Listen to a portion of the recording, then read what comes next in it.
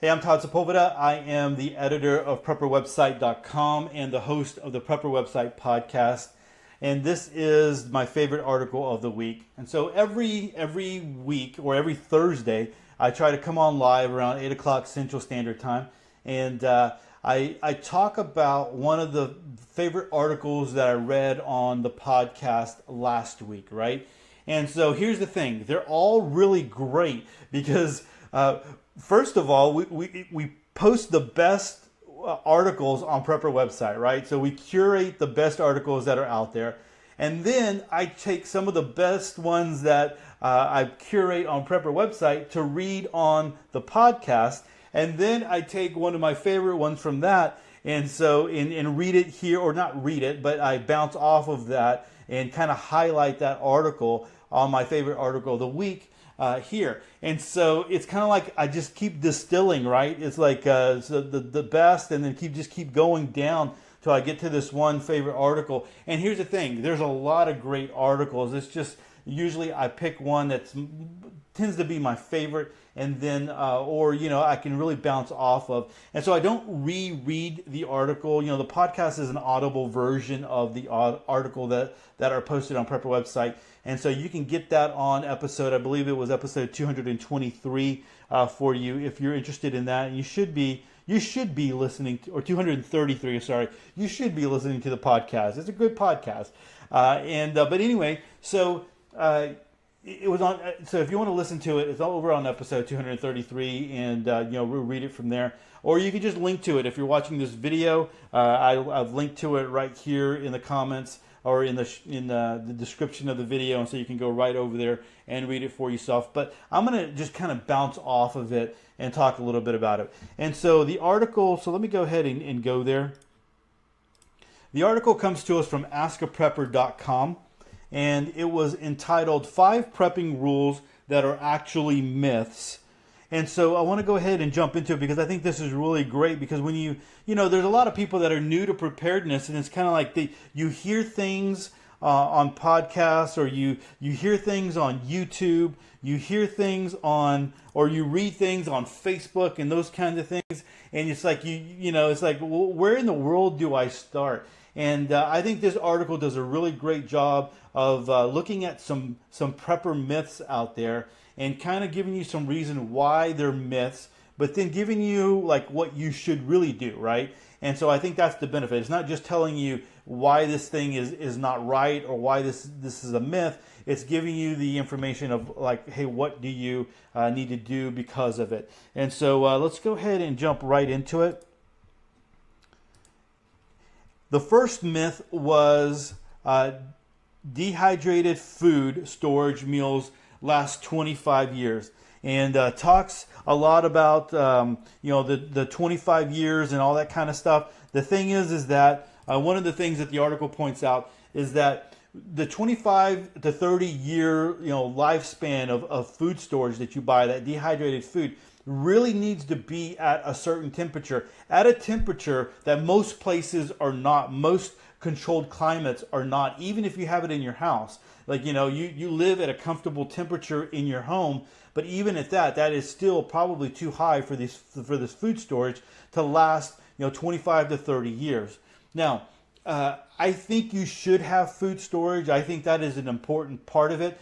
It is not one of the first things you need to go run out and get. Now, if you are like a multi-millionaire and you have money is no object, sure, and you don't care if you eat that food or not, you just want to have something safe, fine. Go blow, thousands of dollars and put it in a closet somewhere or put it in a room somewhere, and then just let it sit there. And then if you need it for whatever reason, then you can go for it, right? I think it's a waste, but whatever. If you have the money, money's no object, you can do it. But for the most people who are living in the real world can't do that. And so you really shouldn't start off with dehydrated food.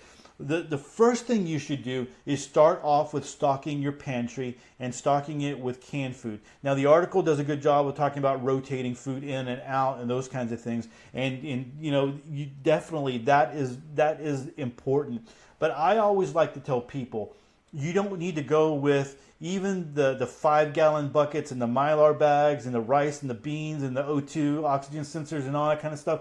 Start off with just regular canned food from the store. And I've written articles on this before, but it's very easy. Just start, make a plan, make a meal, a menu of a week, right?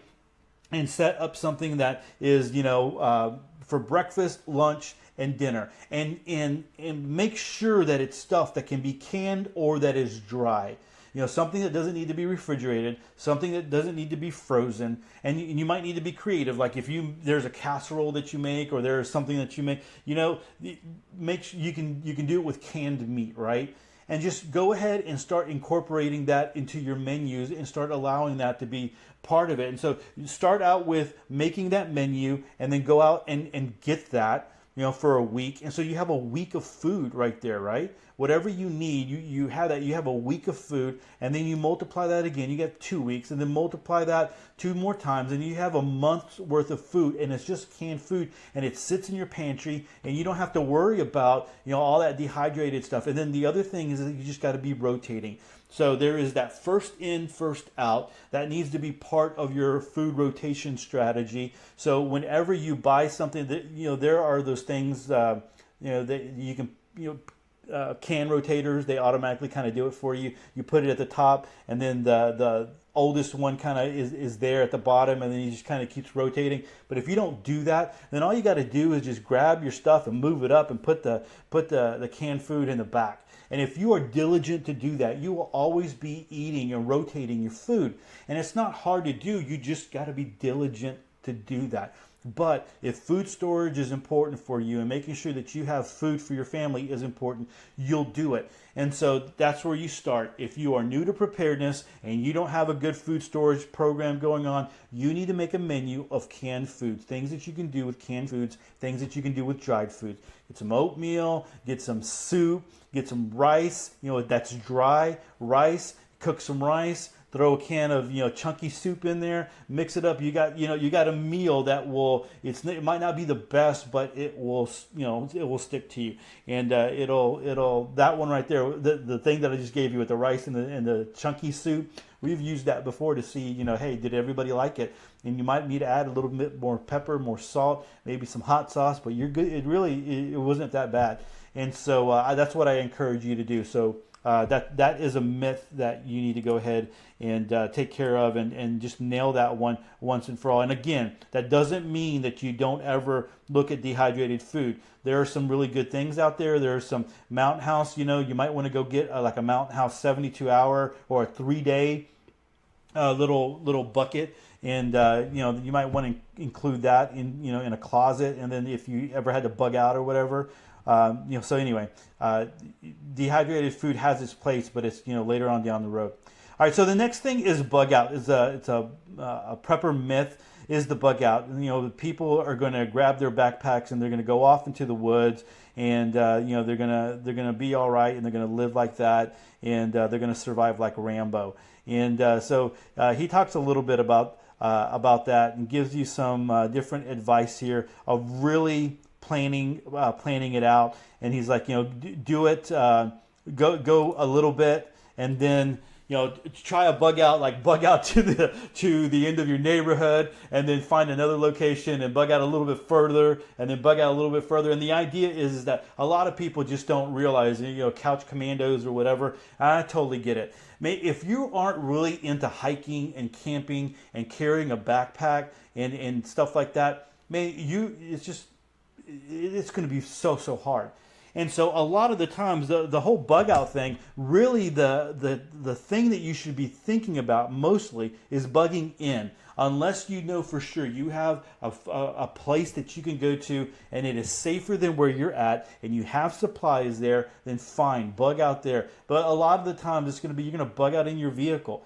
And so, that's something to consider. A lot of people, bugging out with your backpack, unless you're hiking and camping and you are fit, you're going to have problems. You're going to have a lot of problems. And I've been seeing a lot of that lately in the articles. And a lot of those articles are saying, don't worry about having all the gear. You're going to have gear out there in the woods, because all these people who say they're going to go bug out aren't going to be able to survive because they never really carried their bag with them and they never did anything anything with it. And so there's going to be strewn all over the woods, right? So you'll find plenty of gear that way. So I don't know if that really is, something that you're going to hang your hat on, but the idea is that people aren't really prepared for a bug out and living that way and going out that way and traveling far distances.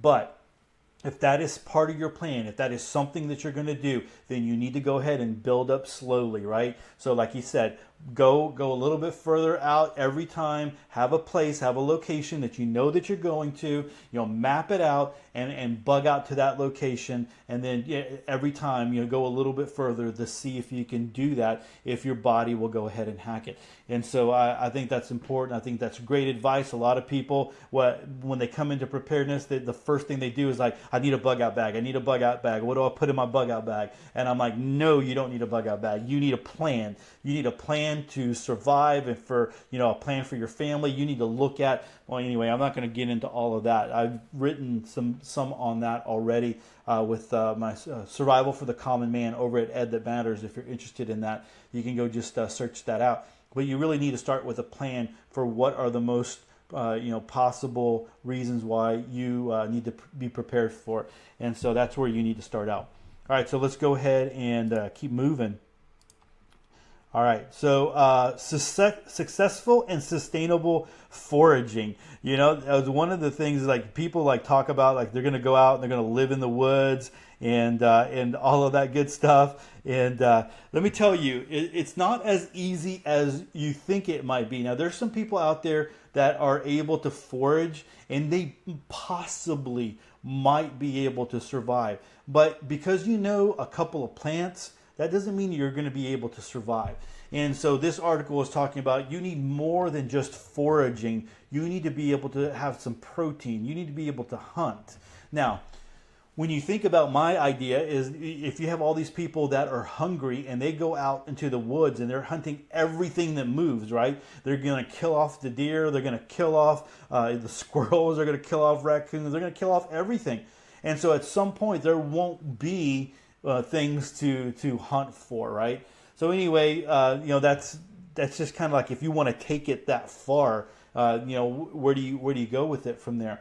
But coming back to the foraging, knowing how to forage is, I think it's a great idea, and you need to learn. You need to have some of those. Know what's common in your area. I think that could be very beneficial. We have lost so much of that in our modern society. Things that that you can eat that are right outside your back door, and you think it's a weed, but it actually provides a lot of nutrients and vitamins for you, and you could be eating them. You can put it together in a salad or whatever. So you really need some training.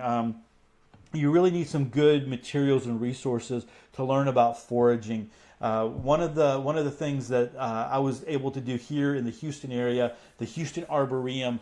There is a guy, and he goes by the name Merriweather, but he's recently written, well, it's not recently, he wrote a book, and the only thing is, I know people say it's like the Idiot's Guide for Foraging, and people have said, oh, I don't like, Idiot's Guide, come on, and I don't know, he went with it, and so his real name is Mark Merriweather Vorderbergen. Sorry, don't have my glasses on. But anyway, so he is a professor, and but he does this. He loves foraging.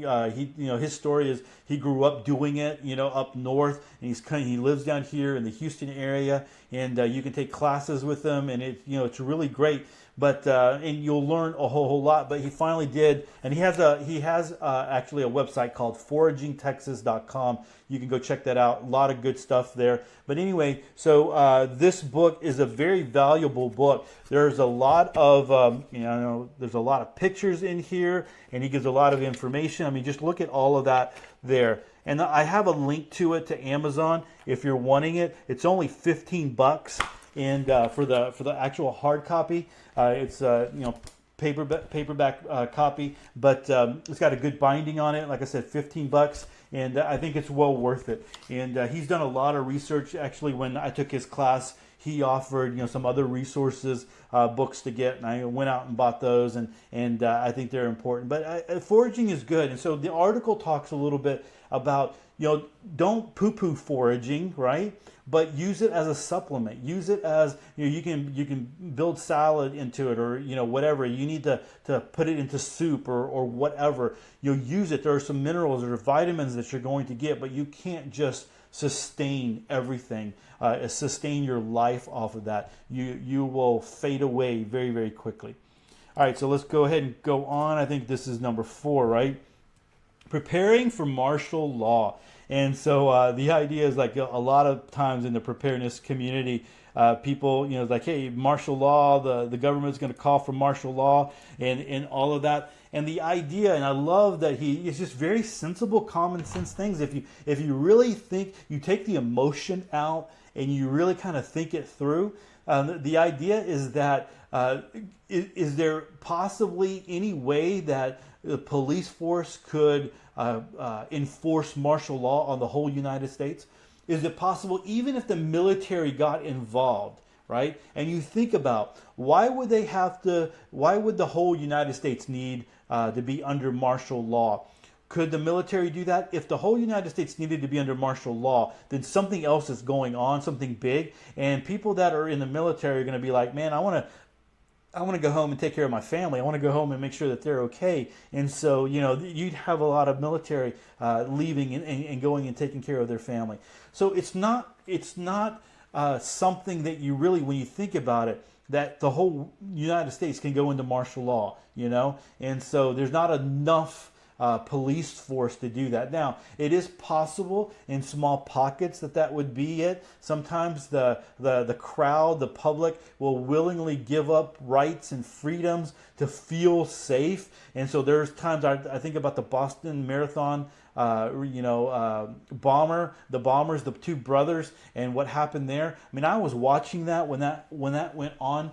And there was that martial law, and then there's video of that on YouTube of cops going from home to home, and I'm like, man, that was jacked up. I mean, there's just no other word for that. It was just jacked up, some of the things there. But then after they caught the brothers, or they shot one and they caught the other one, I mean, people were clapping. They were clapping for the martial law. And these 2 guys that, okay, they can cause damage, but did the whole city need to go down into martial law? So anyway, that was more of a willingness. People willingly went into that. If all the police force wanted to enforce it, and all the people in Boston were like, no, screw that, we're not doing that, there's no way that would have been possible. And so you think about that on a grand scale, that's just not something that could be done. So when the martial law thing happens, read the articles, think about it, filter it through common sense. You think about, small police forces, the military, who has been just weeded down to nothing now, or could they handle, everything? And I think of, I live in, like I said, the state of Texas, and could they, handle the state of Texas, right? With as big as it is, even if they wanted to lock down Houston. Houston is so big. There are so many exits, so many streets, so many ways out that, there's just no way, right? So anyway, that's the martial law. Let's go ahead and check out that last one. The last one is the tactical training, where you go and you get the tactical training so that you are Jason Bourne, and then when the bad guys come, you kill them all out. You take care of them because you have this tactical training, and you're able to take them all out. When the poop hits the fan, you're the super soldier. And I loved what he said in that's the myth. With reality, what you need to think about is you got to protect your family. And so if there are a gang of men coming, and they're coming towards your whatever, and you know that they're wanting to do harm, the best thing for you is to get out, get your family, and get them to safety. Unless you have a team, unless you have a militia, unless you have a small army that's going to fight, those people, if they lose people, and I think this is part of that story. Actually, I want to go there because I think that was really great. I'm gonna read that here. All right, so let me see here. David Jones, I'm going to be reading right here. David Jones, a 24-year Army vet, taught me about acceptable casualties one day. He explained that when a fighting force engages a target, there are acceptable casualties. As a prepper, you do not have any acceptable casualties. Man, I think that's great, right? So you have people that they want something, they're going to go after it. But if you go down defending, then you've left your family, you left your kids, you've left, there's nobody else there. And then who knows what else is going to happen there. So your job there is not to let go ahead and get the tactical training, go ahead and get that information, go ahead and, those are skills to learn. But you should also learn how to tactically know how to get out of there, know how to protect yourself, and know how to maybe you want to learn how to go undercover, how to get quiet, how to hide, and so if something like that was to happen, you would have a better chance of survival. And so really, really like that aspect of that prepper myth.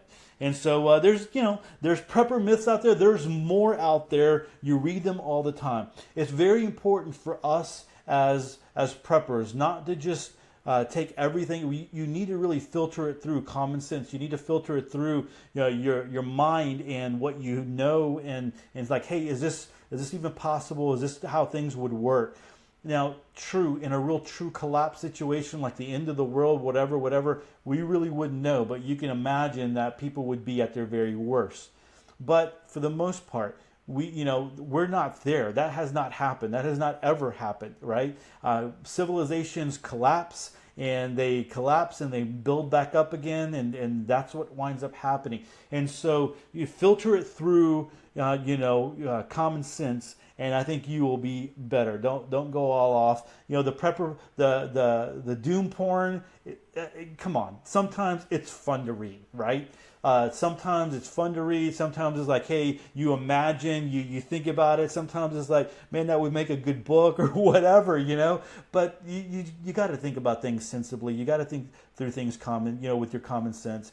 I like to post a bunch of stuff on Prepper website. Just kind of throw a lot of it. There has been times where I have posted 2 of the same type of topic that said the opposite things, and I posted them right next to each other, right across from each other. So you read this one, and then you read this one, and you got to come up, with your own ideas in your own mind. You got to make up your own mind. Don't let someone else tell you what to think. So anyway, a lot of great information over here at askaprepper.com, just like always, just like all the other articles over on Prepper website. I welcome you to come on over to Prepper website and check it out. There's always great stuff. And then don't forget to go check out the preparednessexperience.com and go like their Facebook page and be listening to for the webinar when I'm going to be on. I'm looking forward to that. So guys, that's it for my favorite article of the week. I appreciate those of you that are hanging out with me on Facebook, and hope you come over to the podcast and to Prepper website and hang out with me just a little bit more. So with that, thanks so much for watching. Peace.